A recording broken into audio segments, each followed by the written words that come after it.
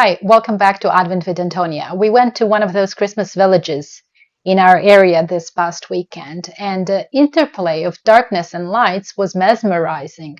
So much of Christmas season is captured by decorations that one way or another include lights.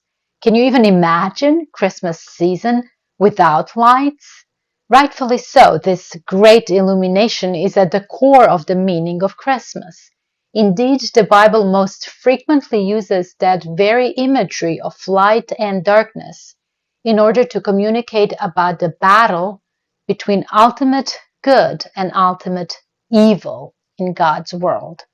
Today, a 16th century French reformer, John Calvin, reminds us what a privilege it is to live this our life, this side of history, after Christ's birth and work and resurrection, no longer waiting, clinging to God's promises while stumbling in the darkness, unsure of God's character. Instead, given the gift of understanding through Christ, both the scope of God's love and our own value and place in the world, the gift of walking in the light. Calvin will say it is Christ's true office to give light. It is such a beautiful and simple way to describe the uniqueness of Christ. You cannot say that about any other person in the history of the world, any other person in your life, none.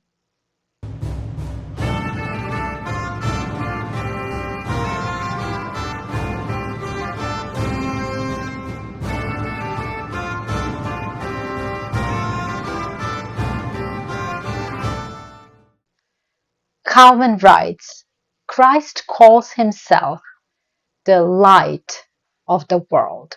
Not that the fathers wandered like blind men in a mist, but that they had to be content with the light of early dawn or with the moon and stars. We know how obscure the teaching of the law was, so that it is truly called a shadow. But when the heavens were finally opened by the gospel, then indeed did the sun rise, and when the risen sun gives light, the full day comes. It is Christ's true office to give light. Therefore, John begins by saying that the true light was from the beginning and lights every person coming into the world, and that the light itself shines in the darkness.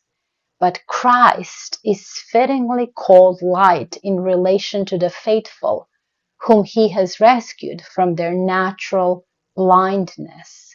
This is the meaning of Son when the name is given metaphorically to Christ.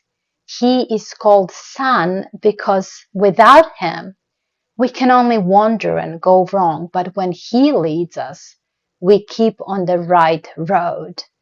It is Christ's true office to give light.